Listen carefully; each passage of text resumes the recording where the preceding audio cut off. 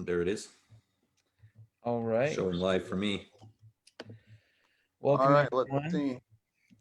Welcome everyone to another episode of the Dank Kingdom podcast. We're live here and we are not joined by Matthew. He had some other responsibilities. His daughter, I believe, was in the hospital, and just a lot going on in his family, so he couldn't make it tonight. Do you guys have any more info on that? He said she came home this afternoon. Were you here when he said that? Oh yeah, yep. Okay. So that We was were an going answer to a hear lot of that. prayers. Yes, it was. Yeah, so it's just the three of us, and we don't, as usual, we don't have much of a plan. So what we decided to do is, if you guys have things you want us to talk about, Pardon me. obviously there's a lot to talk about right now. The country is in turmoil, and I guess we're announcing who we're having on next week to discuss that. Yes, I think so. I think we have confirmation. So Yeah, yeah, Keeshon Washington will be joining us next Monday to talk about that, and we're very wary to talk a lot about it tonight, just because it's three white guys and we want to have someone from a minority community to be on to bring their perspective. But obviously with all this going on, we can't completely avoid the topic, so we'll offer a few thoughts on that tonight as well. yeah, we invite you to shoot us your questions in the comments, and we will spend this for the first little while. I thought we might just answer questions around current events, and then um, and just give our opinions as we have feedback, and then maybe move into a time where kind of people that aren't familiar with us could just ask us any question about beliefs or who we are, if you want to get to know the hosts better. So not much of a structure for tonight, just a I think conversation. I know you said not. Well, there's no questions yet. I know you said about waiting for next week, but there's a couple comments I'd like to make. I think it's really fascinating that this year um, we're kind of watching a lot of recapitulation of history. 100 years ago, we had the Spanish influenza that was going through the country, and also a lot of racial tensions. In fact, yesterday and today is 99 years since the Tulsa race riots, which were some of the worst riots ever. Group of basically, just go on Wikipedia and look up Tulsa race riots. Absolutely horrific story. Basically, the short version is black young man getting off the elevator, trips and grabs onto a white lady for support. She screams. Everybody thinks he assaulted her because, of course. And they decide they want to lynch him. A bunch of black people show up because they don't think that's a good plan. Shots are fired. The white population freaks out and proceeds to burn the entire black section of town to the ground. The police force gets in on it, flying planes over the black section, dropping fire bombs out of the planes. The only time in American history that bombs have been dropped on an American city, and it was done by the own police force. So it's interesting to watch that recapitulation happening, and I think it's really important because I see a lot of comments that they don't come right out and say it, but they come close. Well, white people don't act this way. It's just black people that act this way. Right. And the only way you can possibly say that is if you're completely ignorant of history. Because unfortunately, there's been some really horrific mass group violence by white people throughout American history. And so it's been really interesting for me to watch that recapitulation, and you almost wonder if there's some type of, we talked a lot in the group about, the symbolic meaning behind things. And it just, it makes me wonder, what are we supposed to understand from this? What are we supposed to get out of this? Because it seems so strange how many parallels there are to 100 years ago. So anyway, that's kind of what's been on my mind lately. And maybe I can add the big difference between now and 100 years ago is that there's a number of differences. One is that this wave of unrest and destruction was triggered by a man actually being murdered, whereas the Tulsa race riot was triggered by nothing. Yeah. And that was whites rioting for literally no reason except hate. And what's more is the ignorance of history. We need to really understand that this is one of the things when we wonder why people are angry at a time like this. Well, here's a fact. That race riot in Tulsa was not taught in the Tulsa public schools until I think after the year 2000 as part of the Tulsa history. An entire suburb of Tulsa was burned to the ground. It was the wealthiest black suburb in the United States. It was known as Black Wall Street. And that district was completely destroyed. Many people were killed. I forget how many it was now, but I believe it was scores at least. Or between 300 and 400. Yeah, that's what I thought. I didn't want to say a number that high, but that's what was in my mind. So, like, we're talking a lot of deaths in one suburb, hundreds of deaths in one suburb, with the aid of the authorities aiding the rioters, in one suburb over a couple of days' time, entirely burned to the ground. This was doctors and lawyers. These were black people that were living the American dream. The black people are still being told they'll be fine if they live this way. And that wasn't good enough in 1920. Things have gotten a lot better since 1920. Thank God. But imagine if you knew that history about your people and it was being blacked out from what was being taught to all of your city's children. This had happened to your grandparents and you knew that the city's children were not even being told. Your grandparents' memory had been erased. And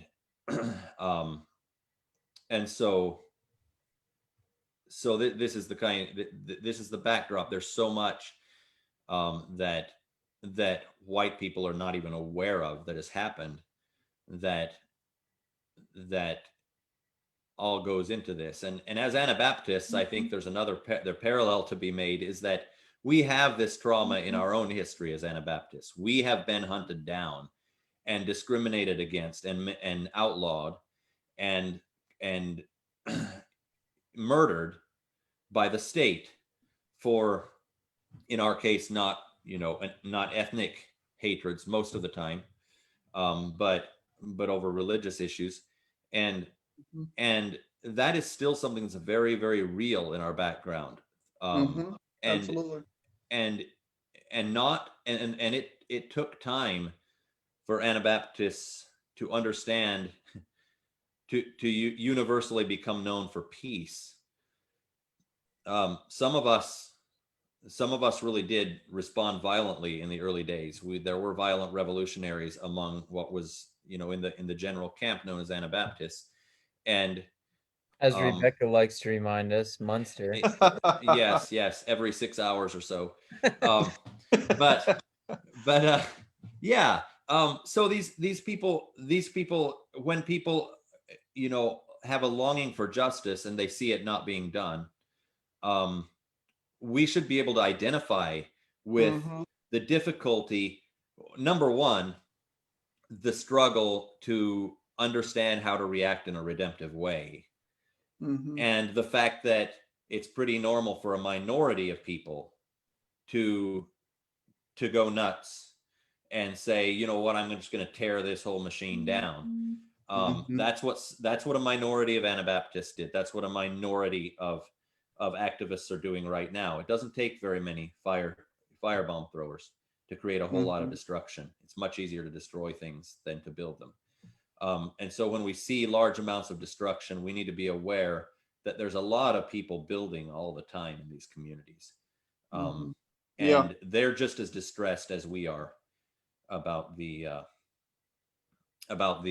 destruction that's happening right now. And we should be, I think a question that I have for us just to think about, I don't know if I'm going to try to answer it at the moment, but how do we be the kind of people who are recognizable as allies of those who are working for peace?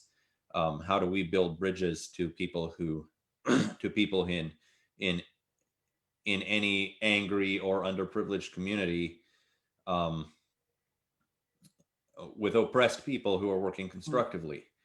And how do we engage with them in a way that spreads that kind of that approach to unrest and injustice rather than the other approach? And how do I we do think. that instead of pouring fuel on the fire? Mhm. I think it's interesting you brought up the Anabaptist connection, because that was actually, and I don't know if she's watching or not, but something there's two people who have been really influential in helping raise awareness for me of the actual legitimacy of the racial tensions that are in the U.S. and so on. One is Dorcas Smucker, and the other is Dwight Gingrich. And Mm-hmm.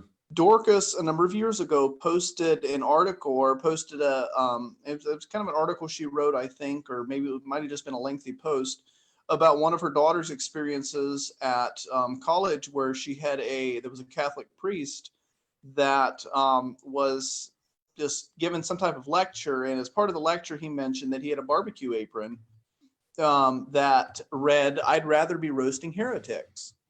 Mm-hmm. And so Dorcas's daughter's sitting there in the audience, and the audience kind of laughs, because that's 500 years ago. That's far removed from them. Right. And she said, my daughter felt like she'd been punched in the gut. Mm-hmm. And I had the same reaction as I read that. Because those heretics have names to us. Yes, like they're household names. We know these people. This is part of this. And all of a sudden it hit me, and I was just cut to the heart. This is how the Black community feels when somebody makes a racist joke. It's the exact same visceral response that I have. And in the back of my mind, I'm thinking, so you'd like to do that again? Right. Like, if you were given the power and the reins again, would you take us Anabaptists again and redo what you did to us? Because if you're telling jokes like that, it makes me wonder. Right. You can say, no, it was just a joke. It was 500 years ago. But that was kind of the scales falling from my eyes, and realizing it's everywhere. Mm-hmm. And then Dwight has posted consistently about racial issues. He lives in Atlanta, has a lot of friends there in different, not just the Black community, different ethnic groups and so forth. And he's spent a lot of time listening and just sharing what he's learned. And so he's been really instrumental. But that I think if we can connect those of us that are Anabaptists, I know not everybody in the Dank group is, but those that are Anabaptist, if you can understand that connection, because our cultural trauma is centuries old. The trauma that the Black community is dealing with is fresh. Mm-hmm. It's a living memory that, like I was just talking yesterday to my wife about Ruby Bridges. She's 6 years old. I got a 6-year-old. Mm-hmm. And if he was getting ready to go to school, because he's so excited about going to school this fall, and if he had to walk a gauntlet of people screaming at him and cursing him and throwing things at him to go to school, I'd be ready to burn some buildings down. Mm-hmm. When you realize how fresh that is, you can say, well, it's still not okay to burn buildings down. Well, maybe not, but you can understand why somebody would do it. Right. So, and I think if we can just understand, I think goes a long way. Right. Understand the feelings that are going on in someone's heart when they watch something. Like for me, in a way, like this is part of someone else's legacy. And this is, it isn't. I mean, there were whites and blacks involved in the George Floyd murder. But so it's part of my legacy as well. But it's been a long time, since anybody in my family line, held slaves. I don't know if that ever happened. But for people watching, for people of color watching something like that go down, this is something that's never stopped happening. Like, that's a lynching, essentially. It's equivalent. And those are recent. And they have not all even been acknowledged by the governments that, sanctioned them to this day. So anyway, but we do have a couple of questions. Yeah. I don't know if anybody's watching them, but the first one we had was, wait, on my interface, I think maybe they're going away. Louise and Miller. The first one I saw, discuss some ways to stand with oppressed people Yes. in practical everyday ways without compromising Jesus' stance on violence, hurting people, and unhelpful political involvement. Correct. Yes, that's what I saw. I want to touch on the political involvement thing, because this is a great question. I think it's good to talk about. Although this is one, a lot of these I'd love to be able to come back to next week, because I think there'd be the ability to hear, firsthand, this is what would mean something to me, rather than, speculating or whatever from Keeshon. Mm-hmm. But this idea that, we can't be politically involved, this fear of politicization.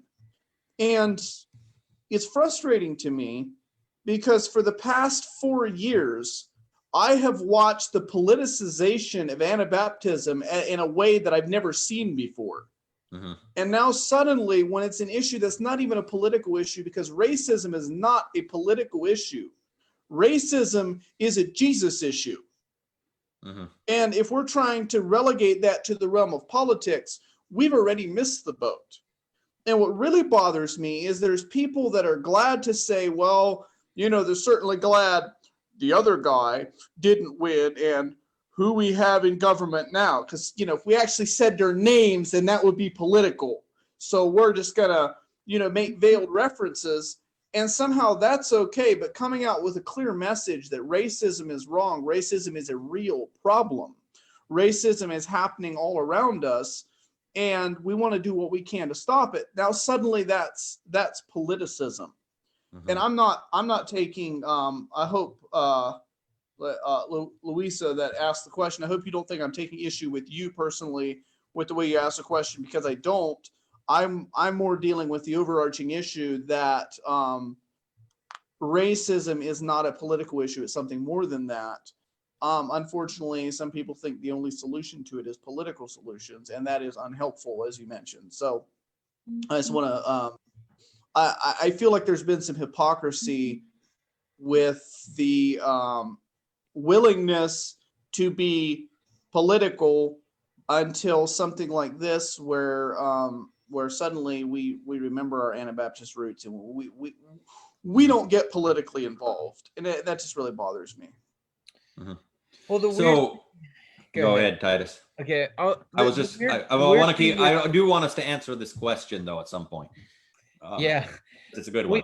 We talked about this a lot on the Third Way podcast, but the weird thing with the 21st century is that every issue is political. So if you're going to talk about anything societal or anything within our culture that our culture is interested in, it's just going to be political. So I think we need to define some terms, like what do we mean by don't get involved in politics? Well, obviously we don't think we should enforce our morality through the sword, which is what government leaders do. Mm-hmm. But when it comes to speaking truth to power and having opinions on issues that relate to the politics of our kingdom, then yes, we should be just as loud as anyone else, I would say. Right. And I'll add, this is an issue that's very close to my heart as well, because this gets brought up as a gotcha point with me on a regular basis, and I just have to laugh every time. Someone just yesterday told me, wow, you really spend a lot of time on politics for someone who calls himself a kingdom Christian. I was like, that is like the king of non sequiturs, because like, do you know what the word kingdom is? That's an inherently political term. I said a much better question would be, how can someone call themselves a kingdom Christian how can someone call himself a kingdom Christian if he doesn't have an interest in politics? Like, if you call yourself kingdom Christian, that's a fundamentally, that is in itself a claim that Christianity is political. And we do need to define the word politics, because when most people think about it, they think of political operatives slithering around the halls of Washington, D.C. And that's not what the word politics inherently means. It means having to do with laws and governing, essentially, how laws are made and enforced, how governing is done, and by extension, how power is exercised within a society. And so that's why we call ourselves kingdom Christians. We're making a claim about power and authority, which is that God is the king, and he has a kingdom. He has a realm where he rules, and he has a rule. Those two things are a little bit separate from each other. They're both embodied in the word kingdom. And so when we say we are kingdom Christians, we are saying we live under God's rule. We believe that all power comes from God, all legitimate power comes from God, and that his is the only ultimate authority we recognize. And that has lots of repercussions. But beyond that, the reason everything is political, and seems like it's political to us, is that everything is political. There are very few things in life that are more central and fundamental to our existence and to our relationships with one another than issues of power. And that involves everything from church leadership to family dynamics to sexual abuse to the riots that are unfolding probably as we speak in cities across the United States. It's about people trying to understand or figure out or compete to decide who wields power and how. And that is one of Jesus' core messages. So Jesus gives us a framework for understanding power and exercising it, for understanding what types of power are legitimate and what types of power are not. And I think one of our unbelievably destructive failings as Anabaptists, one of the things that has sucked us dry as a force in the world, is that we have ignored the issue of power. We have thought that if we ignored power, then it wouldn't be a thing. We were suspicious of power in our early days, and we confronted it. But over time, we just became silent about power. And as we found ourselves in situations where power generally benefited us, it was easy to be silent about power and the abuse of power when it was abused toward other people than us. And so I want to reclaim the word political. I enthusiastically embrace the accusation that I am politicizing Christianity, because Christianity is political. When people say Jesus is Lord, they are ripping a phrase right out of the mouths of Roman society. They were ripping the phrase out of the mouths of Roman society, which was Caesar is Lord. They were blaspheming Caesar when they said that. When they said repent, and when Jesus said repent and believe the gospel, he was asking people, he was explicitly asking people to change their allegiance from Caesar to him. And if Christianity is not making radical demands on people, if Christianity is not saying things that sound treasonous in the world that we find ourselves in, then it's probably dead or dying. So that's my rant about power. So you found Anthony up there. Yes. So to stand with oppressed people groups, I think that makes all of these conversations legitimate when we understand that Jesus was here about rearranging power structures and changing the way humans related to each other because of the way that he was teaching us to relate to power. So when Louisa says unhelpful political involvement, I think she means what we probably all mean by that, which is, not trying to use ungodly power from the top down Mhm. to force change on people who don't want it. Yeah. But so how does I think the question could be rephrased: how does Jesus want us to use our power in this situation? How can we gain more power to influence the situation for good?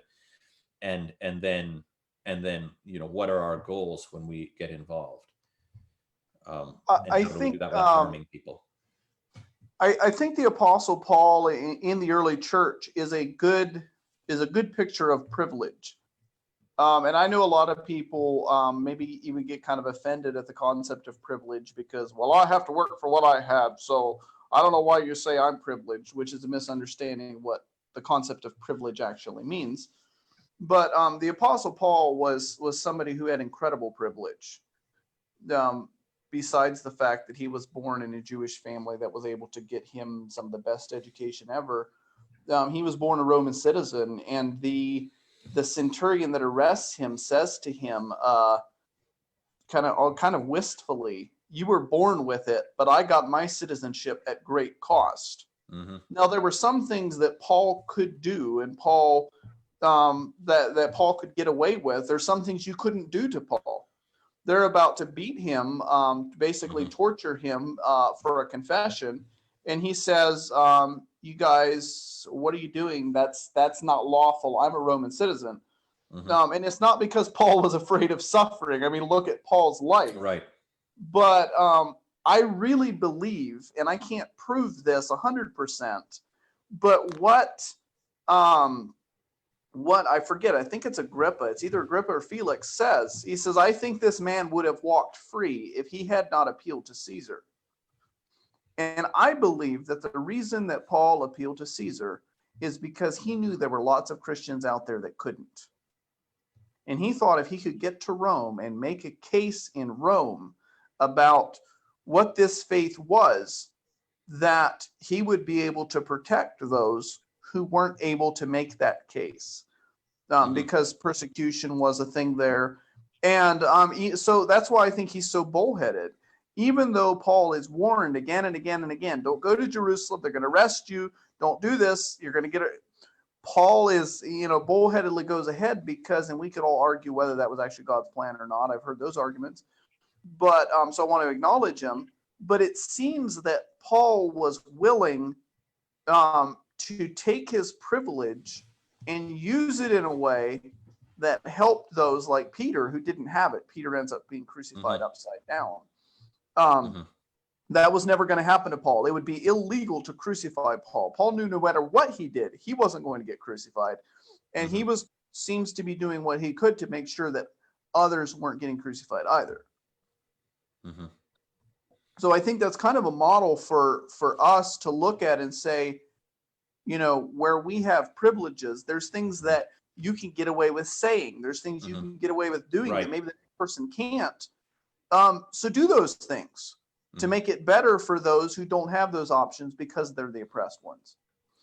That includes both speaking up and even stepping in the way of violence. Sometimes, like if you have privilege in a society, you have the opportunity to use that increased power to actually stop violence in a lot of different situations when it's going down. And of course, that's a whole other conversation, how to be in the places where the need for that exists. But and I'm saying this from the middle of a 100-acre woods. Yeah. Um, I heard that there was a line of white women who were standing between police and black protesters. yes.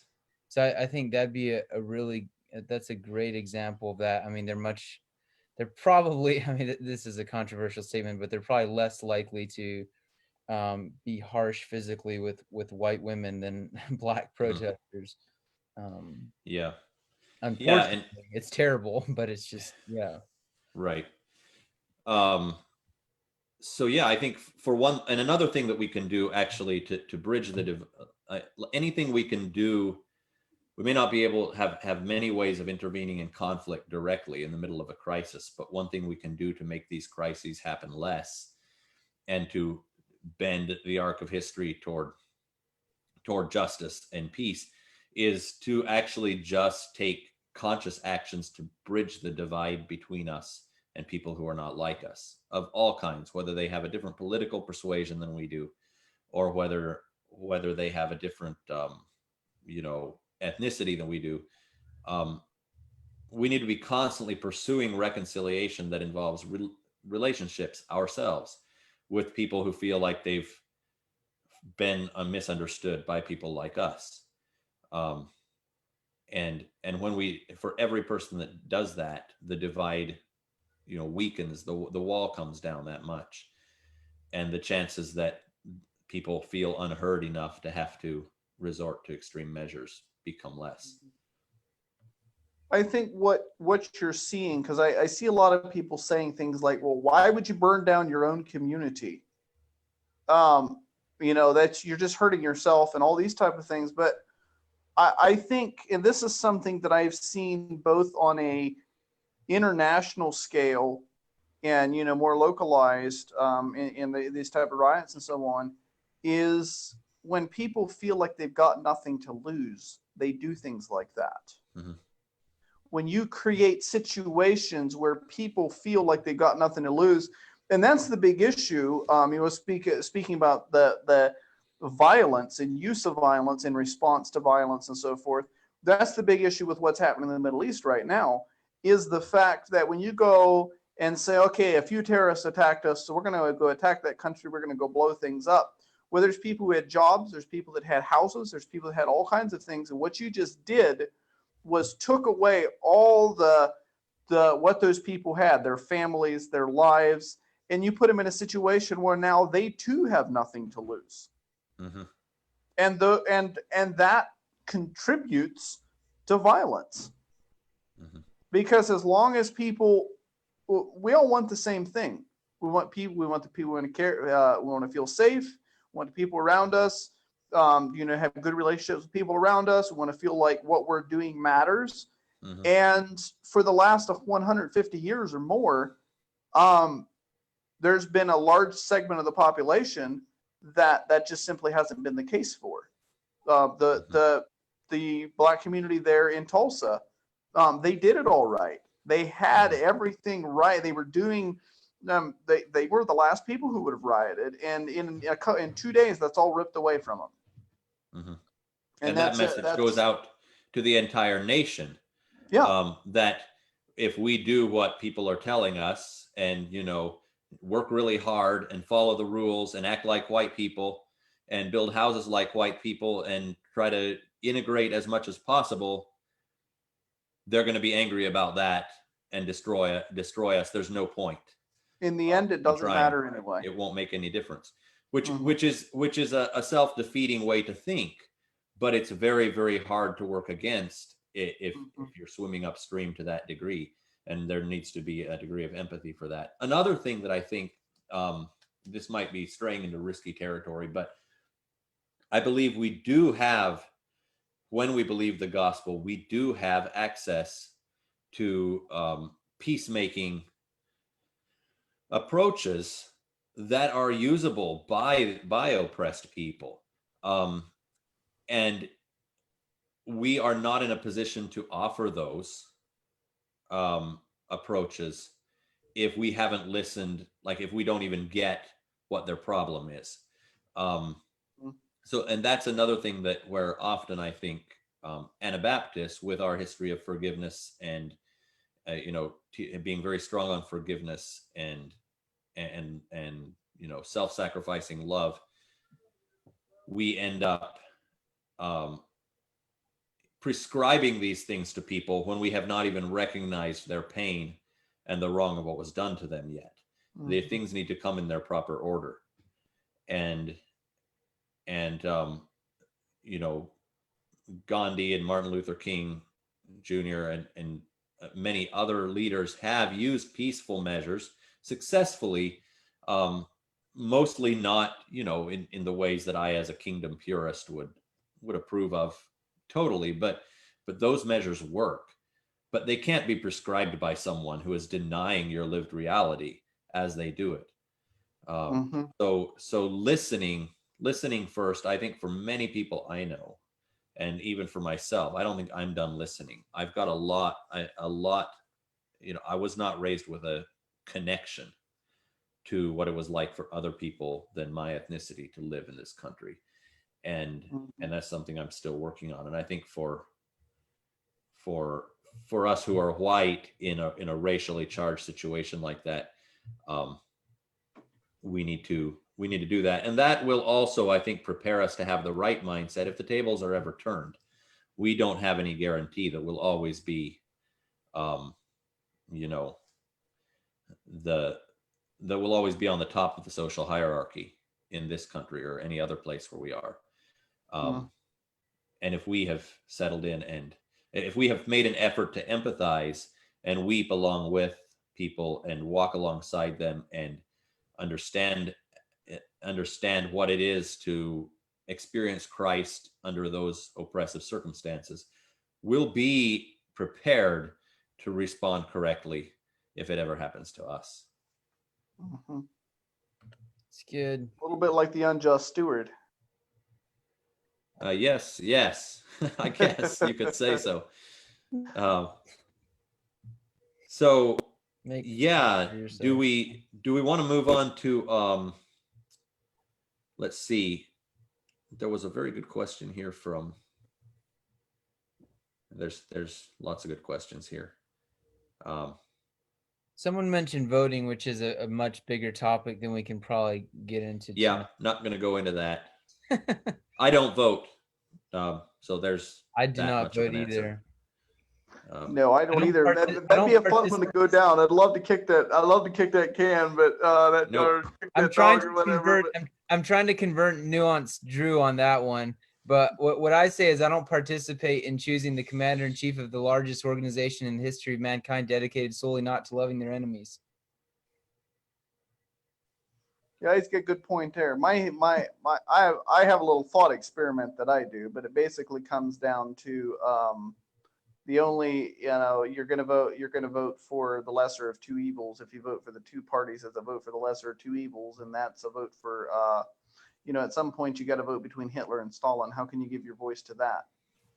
If Jesus ran third party, he would only get 2 or 3% of the votes, so that's throwing your vote away.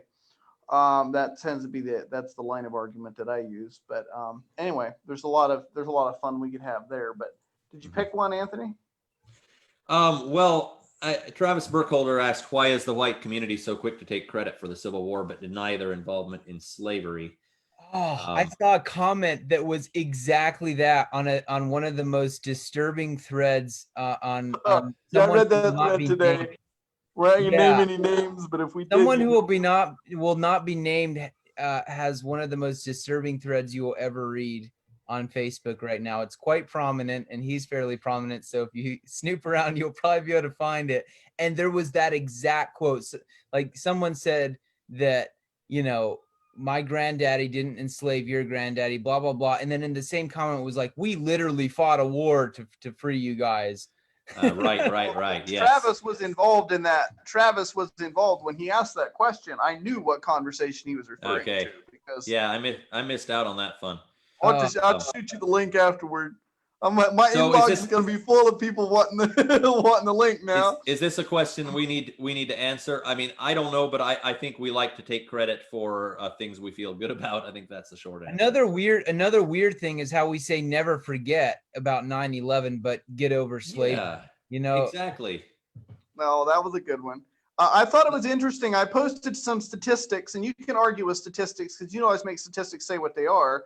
But it had the number of black people that have been killed by police in a certain amount of time, the amount of Americans are killed by terrorists, and then the amount of money that the U.S. has spent fighting terrorists.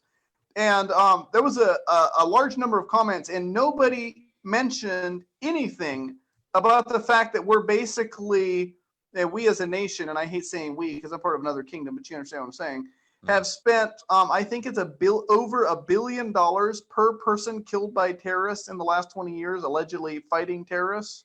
$1 billion a person. Nobody took issue with that. It's all like, well, I'm sure some of those black people that got shot probably deserved it because they were attacking the cops. That was like all the comments were about that. And it's like it doesn't even bother people the fact that we're spending obscene amounts of money, we once again, not the kingdom that we're part of, is spending obscene amounts of money, and Christian people supporting this, going and blowing people up, and yet taking issue with the fact that the black people are kind of peeved about some of the stuff they've experienced. And it's hypocritical and intellectually dishonest, and it drives me around a bend. So yeah, go ahead. Yeah, I didn't mean to cut you off. No, you're fine. Rosanna, I'm just gonna. I want to keep moving through the questions here. Rosanna said, "I feel so helpless about what to say or think and do to help, and it feels so distant for me. That is part of my white privilege. Shame isn't useful, though I feel sorry about my lack of ability to identify. But what actually is useful?" So I hope we talked about. I wanted to acknowledge the question, and I think maybe hopefully we'll get some more enlightenment on that question. What is useful? Next week with Keeshon, but I just wanted to mention that issue of shame and see if anybody had any input on that. I know that this is something that I've heard a lot when someone acknowledges that they feel any sort of responsibility. When I, as a white man, acknowledge my responsibility for being complicit in any way, or for the fact that I'm part of a culture that was complicit and still is in some ways in a lot of damage and destruction and oppression. People will say, "Well, you're just, you just have white guilt. Like this is a liberal thing that is about making all white people feel guilty who haven't even done anything."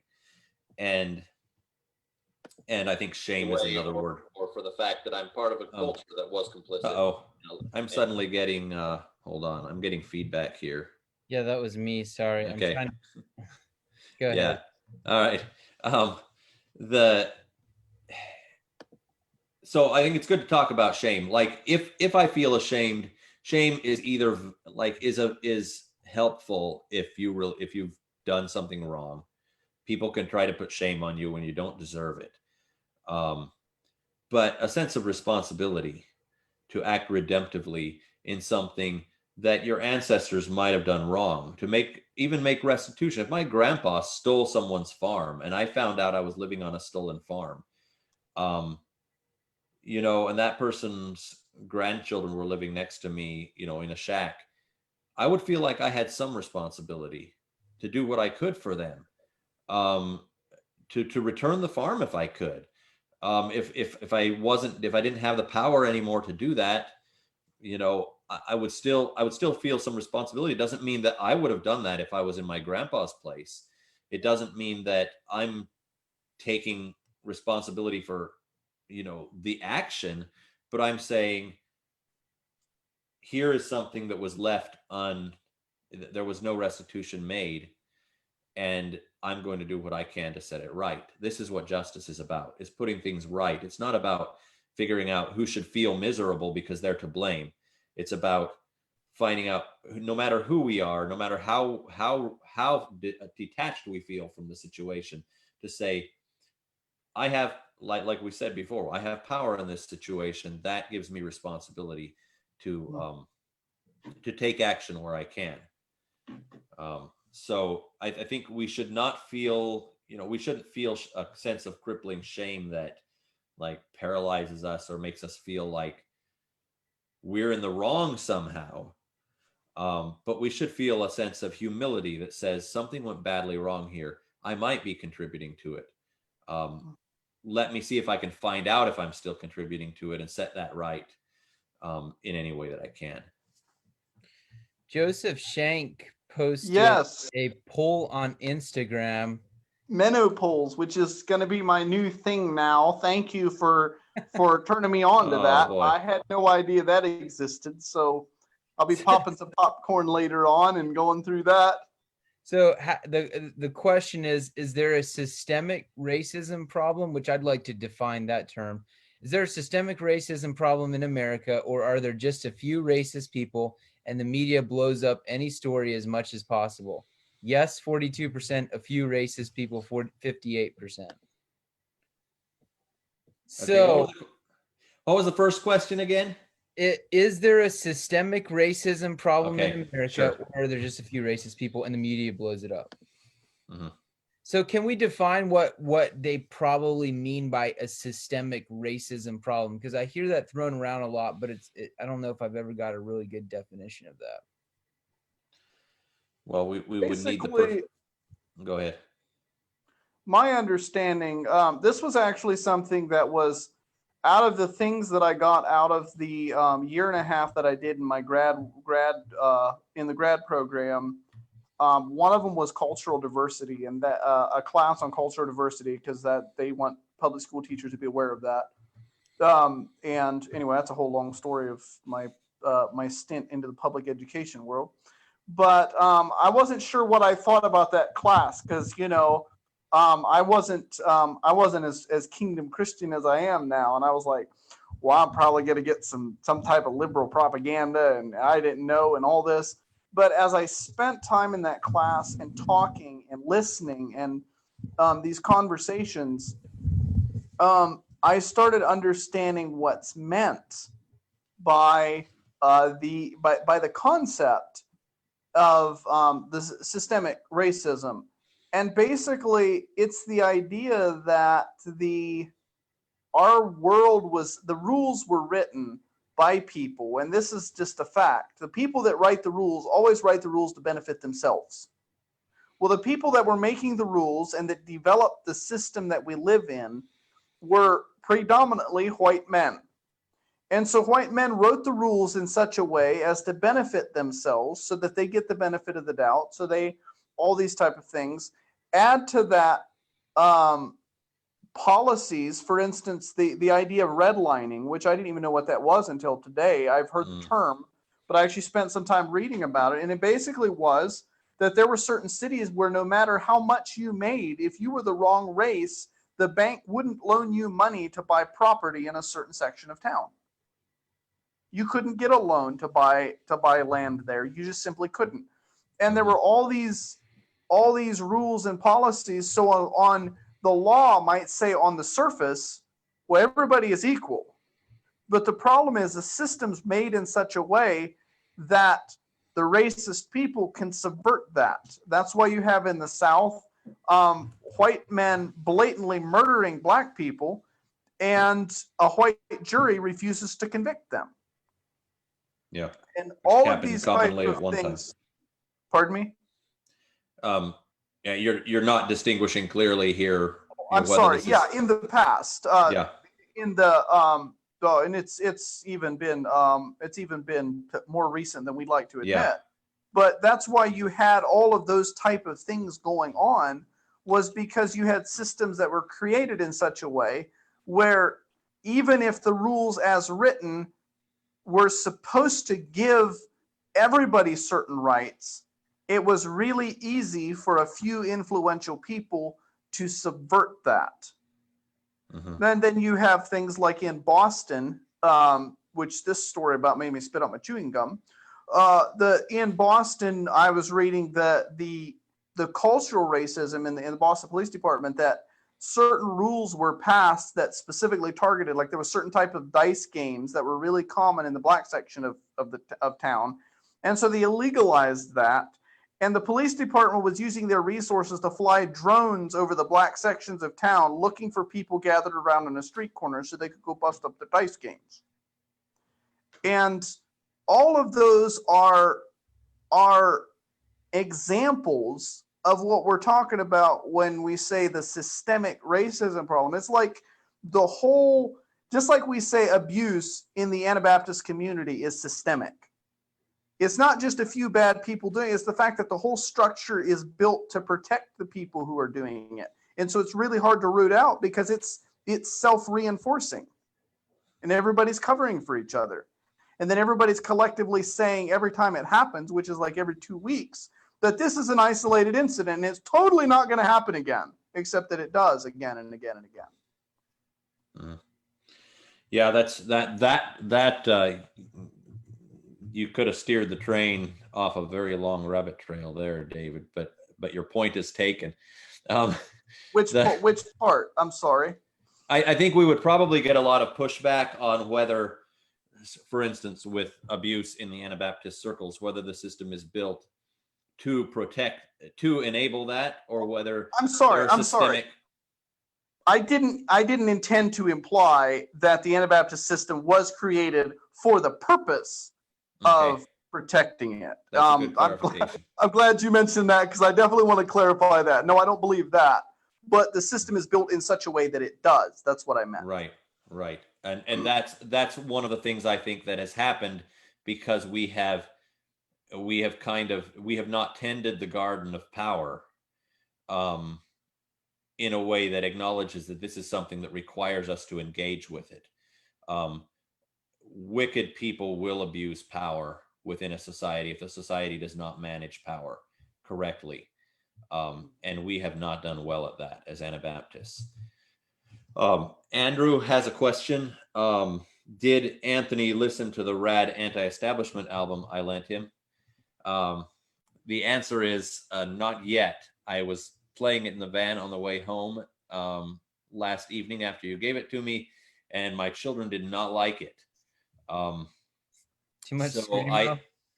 No, it wasn't screamo. It was I won't say who it was, but it was fairly gentle. My children have decided opinions, and they're conservatives. They like what's familiar, and so and there was something else they wanted to listen to as well, which I also won't say what it was, but so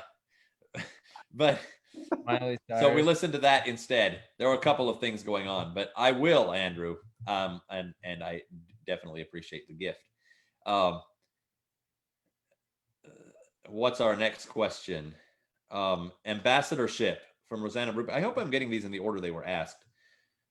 Ambassadorship, which is a political position, is also a biblical one. So how to represent the king in a foreign country without being involved in the political party of the foreign country. One of you guys want to take a shot at that? I think, Titus, you're a pretty good you're a pretty good guy for the political questions.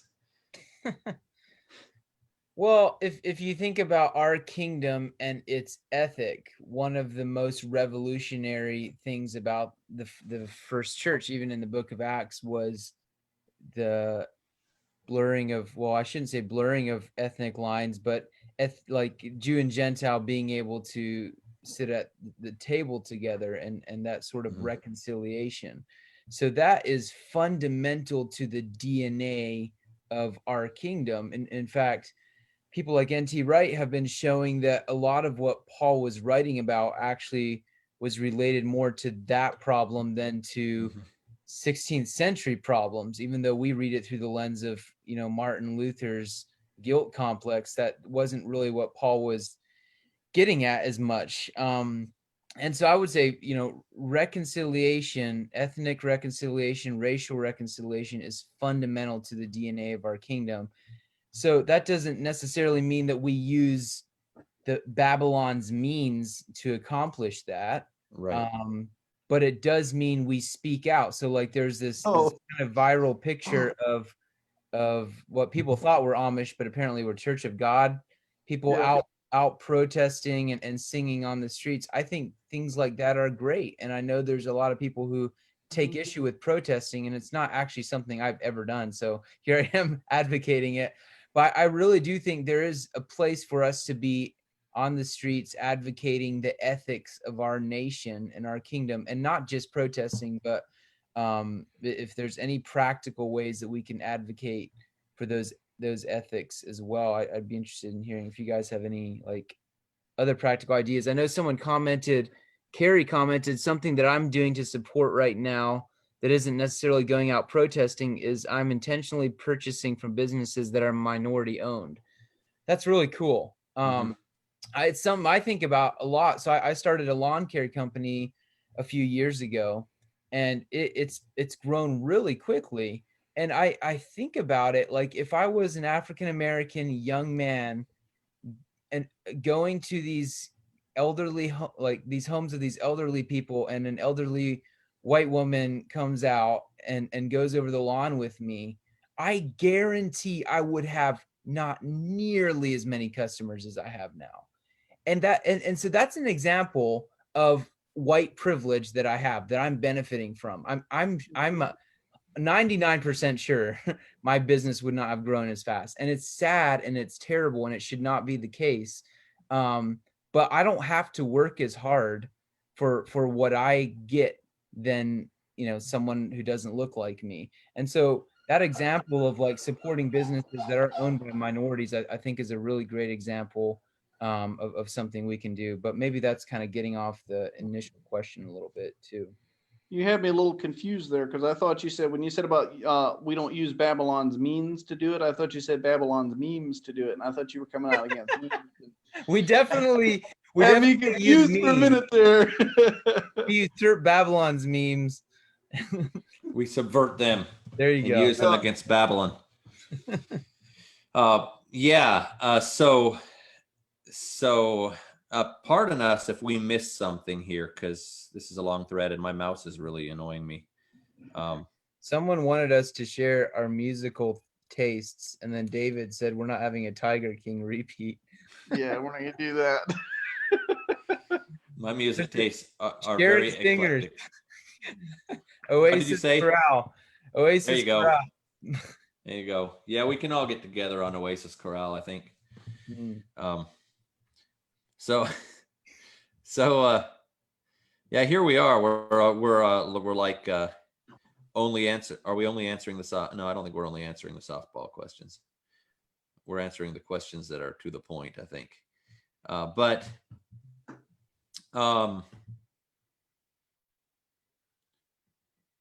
we have a question here. Anger is an insufficient response to violence because it's a secondary emotion. Grief and action are appropriate.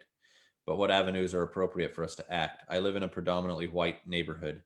I've not been saying much, but what can I possibly do or say? I stand in the same welfare lines, and I'm embarrassed because I'm a Mennonite woman who should be helping to eliminate poverty and unfair advantage. I'll take a stab at that. One, I hear you, and I've been in a similar situation through some of my own bad decisions in the past, unfortunately, and I know that feeling of shame. I think this is something Gary Miller actually talks a lot about in his books that I really appreciate, is building dreams, like using your efforts in every way you can. There's many people that just need a listening ear. It doesn't cost much if you have a little bit of time that you can devote to listen to somebody, to just communicate with them one-on-one online or something. There are things available to us that take very few resources. And if we don't have resources, if we're working long hours just to survive, and some of us are, and we don't have spare money or anything like that, if God knows our dreams, and if we are putting all the resources we have, if we're putting our dreams genuinely toward his work and his kingdom, and our goals are unselfish, he recognizes and honors that. And that's what we will do with our resources when we gain the resources to do it. I don't think there's anything to be ashamed of in being in a situation where we simply don't have the resources to reach out much. And Jesus says, blessed are the poor. And he meant that because there's something about that vulnerable situation that puts us gives us a way of access to his heart that allows us to empathize with the people that he cares about most. That's what I would say to that. Either of you have something to add? Don't think so.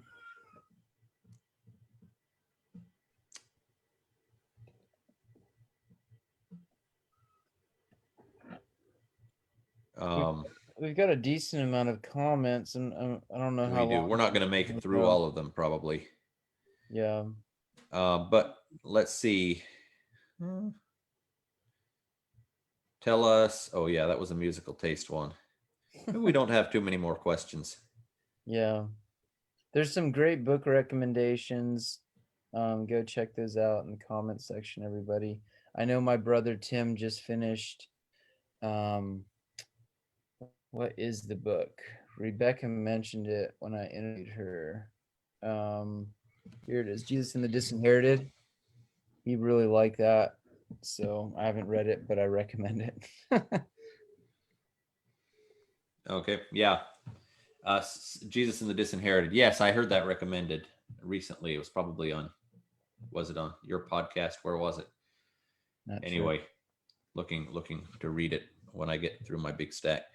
But Andrew asked this. I think there probably are some people interested in this. We'll go through maybe a few more very quickly. I'm a tad behind on this part of the stream, but for lack of better words or classification, does hardline complementarianism lend itself to be easily abused by twisted men who are domestic abusers? I think that's connected back to the power conversation. In the same way that the Quran might easily lend itself to violence for those who want to take it that direction.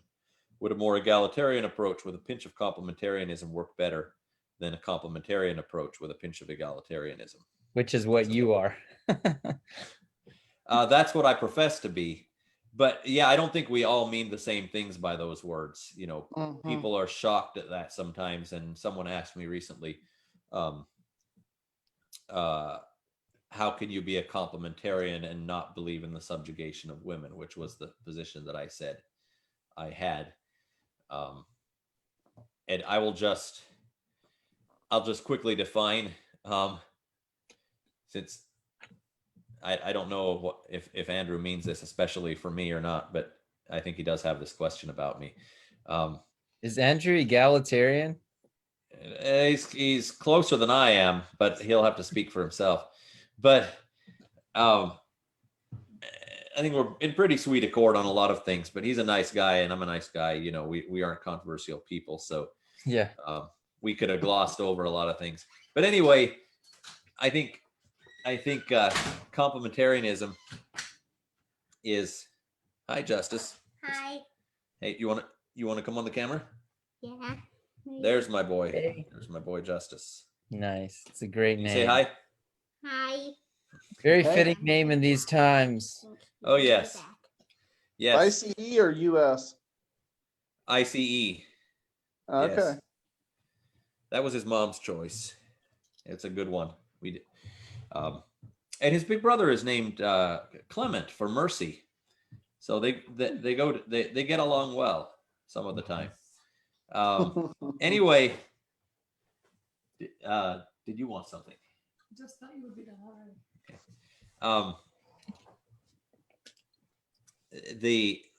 My wife just strolled in the door with Justice, but she doesn't. I don't think she wants to come on camera. He strolled in with Justice, like Yes, kind of a yes. date. She brought the Justice, as she often does. Speaking of egalitarianism, yes. So for me, just for myself, you guys can answer the question in if you want to say something to it. But for myself, essentially all that I mean by complementarianism is that I believe that men and women are not only biologically, but like emotionally and even spiritually made up in significantly different ways. And I think we live in a culture that, for some of the reasons that we're seeing played out in front of us right now in cities around the world, is afraid of difference. And we imagine that if we're different, then that means we have to demean people that are different from us. I think that God created men and women different and that those differences lend themselves to different general spheres of operation and roles in the family and in society. I don't believe that there's a hard and fast rule that tells you here's what men should be doing in most areas. Here's what men should be doing all the time.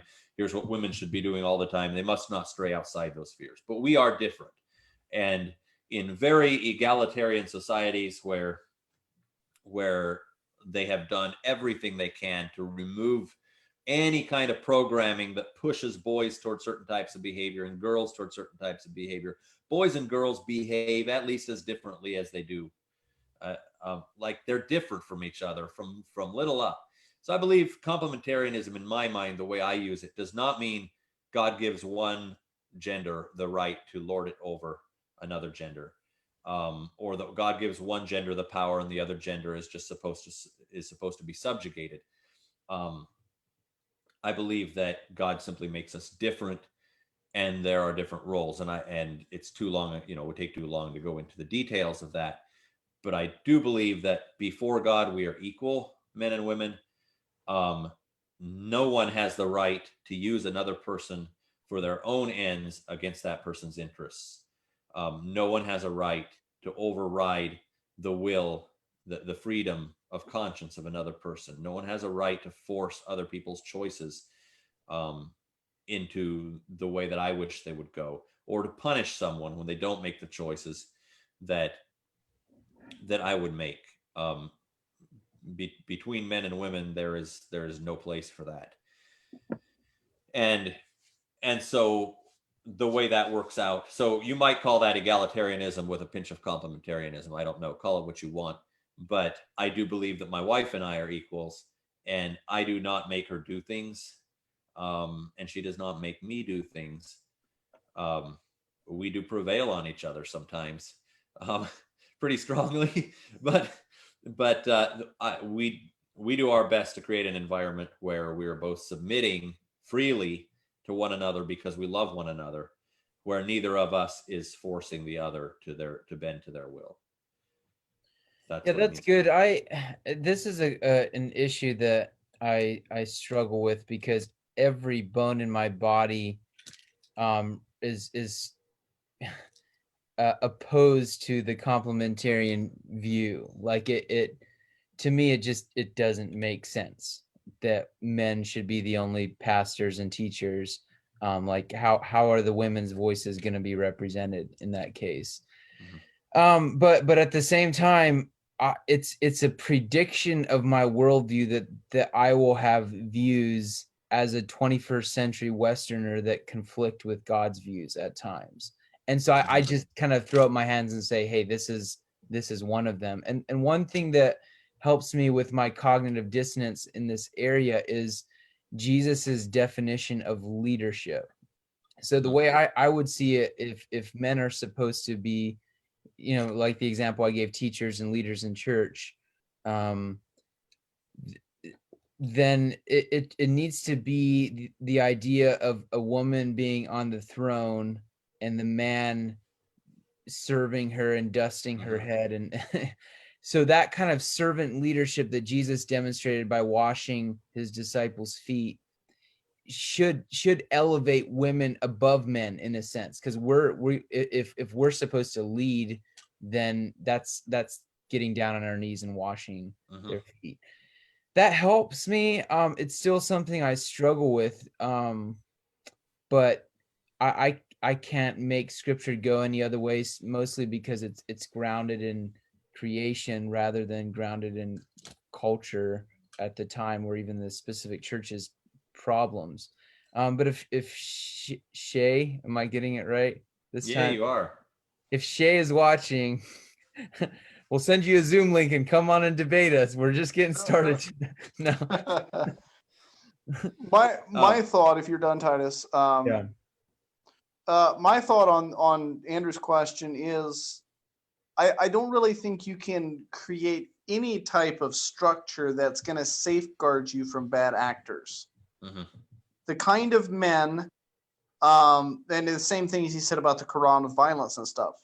And we actually saw that in the Dank Meme group. The kind of people who want to read the Bible to say, hey, let's set people on fire that disagree with us. There's plenty of biblical evidence to do that. The kind of men who want to subjugate their wives, there's verses you can use. Now you have to ignore parts of scripture where it says husbands love your wives as Christ loved the church, in order to treat your wife that way. But ignoring the Bible has never been a problem for most people. And so, somebody that has their own agenda in play is not about to start suddenly caring about what they're ignoring. So I don't really think it's essential to say, well, let's take this position because it's a safer position. At least not as such, just because even within really corrupt systems, people that have good hearts live according to what's right. You see that I think I have somebody that I follow infrequently follow that calls this Huck Finning it, because Huckleberry Finn, when he's considering whether or not he ought to turn Jim the slave boy in, finally gets to the point, because he's been told all his life it's wrong to help a slave escape. Slaves are supposed to be slaves and so forth. And he's going to go to hell for it. And he finally gets to the point where he says, this is so immoral that if I have to go to hell for not turning him in, I guess that's what I have to do, because I'm not going to do that because it's wrong. Let me wax old time charity and say glory.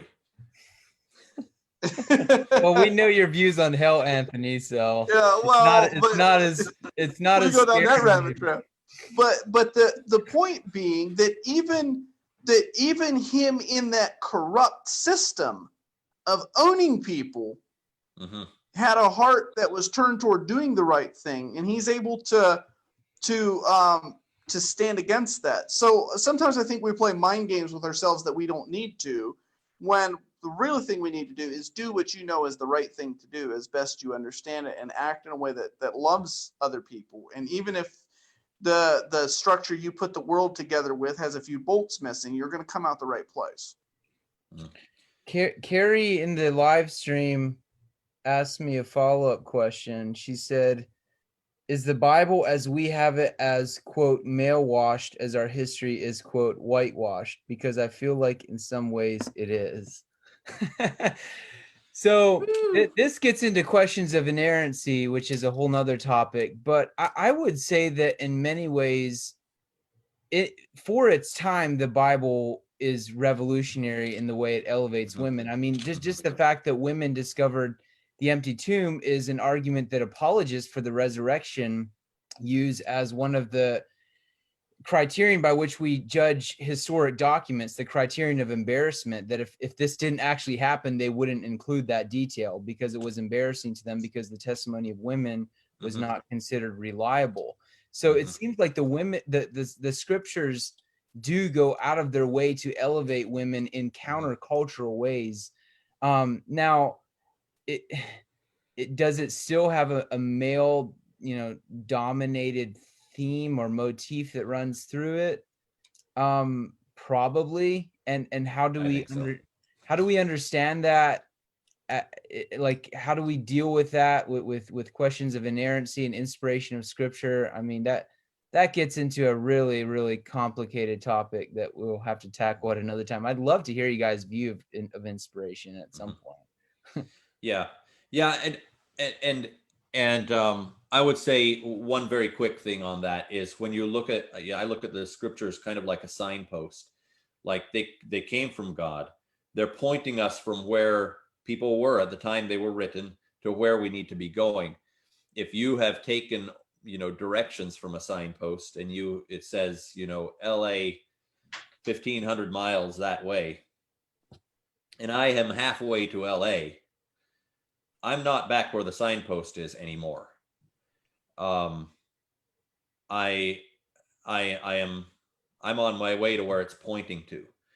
And so the world that the scripture is built in has to, in order for people to hear the message, it has to leave unconfronted some of their biases. And that's how the scripture came together. It did not confront all of the biases of the people of its time, at least not head on in the way we would like to see it.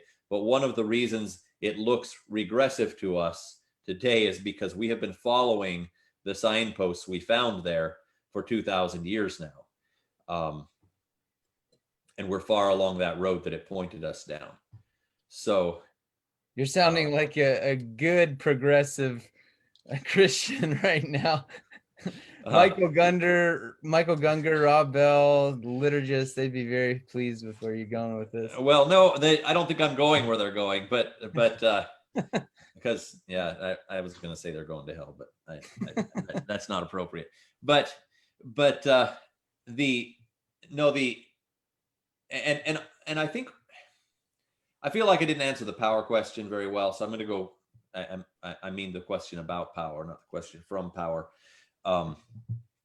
But because I did just kind of talk about me, I do think complementarianism, like a couple of you guys said, probably both of you, it acknowledges that by acknowledging differences, we do open ourselves to misuse those differences in certain ways that maybe they wouldn't be misused if we didn't acknowledge the differences. Other bad things would happen then, and do. So men are made bigger, faster, and stronger than women. Again, Carrie Sutton commented, Carrie said, I don't, that I must have been born a boy or something like that. Women have differences among them. Men have differences among them. Those differences are good and okay as well. These statements that men are. Can I just interrupt to point out that we've been doing this for about an hour, 3 white men talking about race and complementarian versus egalitarian. Hey, Yeah, well, we haven't We've got all the broken women's. every rule.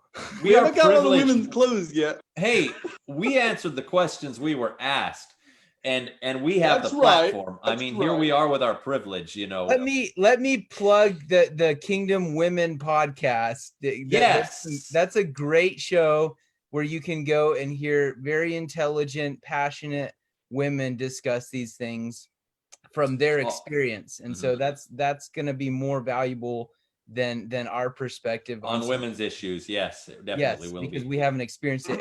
And like we've been mentioning this whole show, we are having Keeshon on next week to talk about race.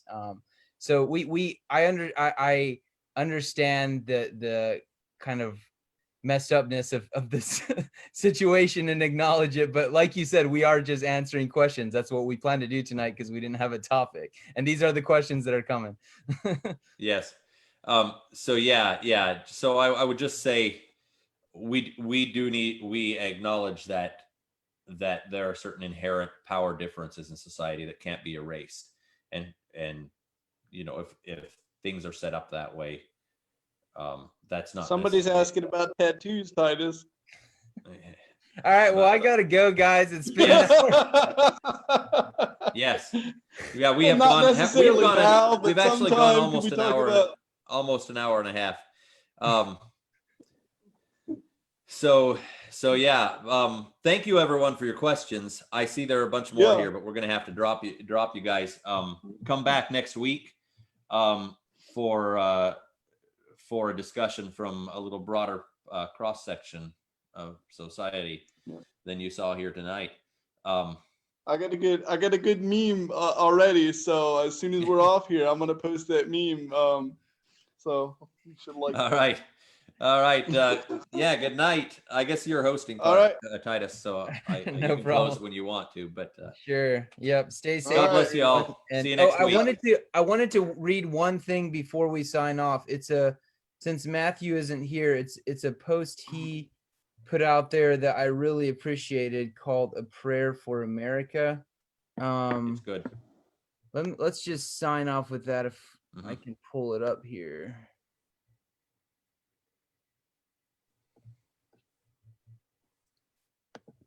A prayer to God for America. And I should take my hat off, right? We're in prayer. I wasn't prophesying earlier, don't worry. Holy God, things are not well. The more years I live, the more things seem broken, and I wonder what your perspective of it all is. I read the news and scroll and stuff and cram, hate and violence, death and disease, until from time to time it crushes me and I can't not cry. Another man killed, the outrage swells, cities burn, the horrible polarization. My windows to the world want me to believe everyone is either an Antifa member, lighting a match, or a callous Klansman. But that can't be true. I know people that have lots of different perspectives, and I don't know any Klansmen or match-lighting Antifa members, at least not many of either. I don't know what to do. I want it fixed. I want to defer my desire to fix it, defer it to a politician or a protest organization or this Facebook post. I just want it to stop. And the one thing I'm most afraid of is that it never will. that the rocks are crying out, and the ground is sick of blood, and the land is defiled with hate, and we will all be barren from here on. My second biggest fear is that there isn't a big and easy answer, that all of this, whether it's COVID or the economy or police violence or race relations, is going to require a million small steps of faith and goodwill for everyone. I don't trust everyone. I barely trust me, and even though you've never done anything but love and care for me, sometimes I'm bent to not even trust you. I'm polarized in me. I want to dismiss people as hateful or dumb or whatever. I sense that the world is gasping. It's like watching an old relative gasp for their last few breaths, and I wonder what the human family will be like when the last breath is taken. God, I want to see you at work in all these things. I'm looking and I see some things that look like you. I saw a picture of black protesters defending a lone cop. I saw a line of white women standing between the police and black protesters. I saw several policemen and police officials saying what we all know, that it's wrong, and I don't think I've ever seen that before. I even saw police asking for forgiveness on their knees and joining in protest for George. Things are a mess and it's our fault. Please show us the way out. Please show us Jesus working in and through your people to make things right. Show us how to absorb pain and suffering and turn it through the engine of grace and sacrifice into love and holiness. In Jesus' name, amen. Amen. Peace.